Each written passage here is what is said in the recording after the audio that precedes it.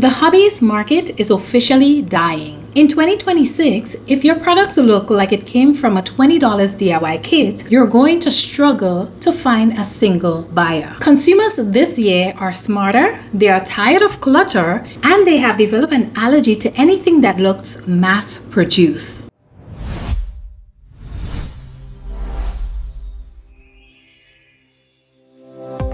We want to tell you about Marcus. Marcus is a creator we followed for years. In 2024, he was making $4,000 a month 3D printing Frigid toys and flexi dragons. He thought he cracked the code. But by early this year, his sale hit a brick wall. Why? Because the tech became too accessible. Every kid on the block got a high-speed printer for Christmas, and the novelty of 3D plastic vanished. Marcus didn't fail because he was lazy, he failed because he was selling a commodity instead of a skill. Today we're going through the 8 products you need to bury in 2026 if you want to build a venture. Basic vinyl decal drinkware. We've all seen them. The plastic cold cup with a name in fancy cursive vinyl writing. In 2026, this is no longer a handmade luxury. Since almost every household now owns a cutting machine, a sticker on a cup has zero perceived value. It feels like a school project rather than a professional product. People want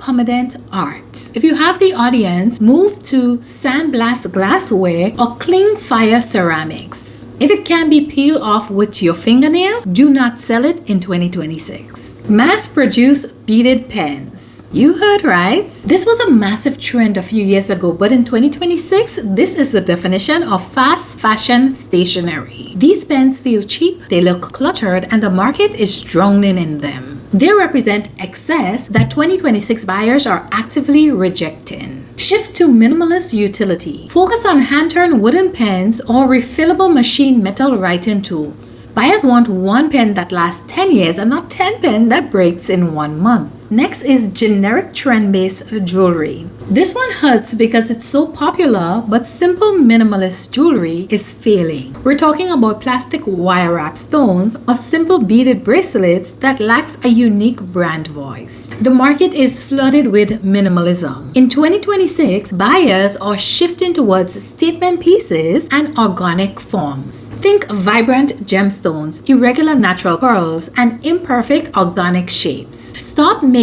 delicate pieces that look like they came from a department store. Focus on lost wax casting or jewelry with a specific story or emotional hook. Clip art based digital prints. With AI generated art reaching its peak in 2026, selling a digital download that uses basic stock clip art is a losing game. If a customer can prompt AI to make the same watercolor nursery print in 5 seconds for free, your $10 download is dead on arrival. Shift the human signature. You must add a unique hand-drawn element or a highly specialized function. Think complex hand letter wedding suites or technical blueprint that AI still can't quite get right. In 2022, Chloe was making $5,000 a month selling resin keychains. By mid-2025, her sales hit zero. She didn't stop working hard, she just stayed in a market that moved on without her. This brings us to generic resin products. We are officially in resin fatigue. Between 2020 and 2023, the world was flooded with glittery resin keychains and trays. Today, you can find these for pennies on sites like Temu and Shein. If your resin work looks like plastic with glitter, you have no margin left.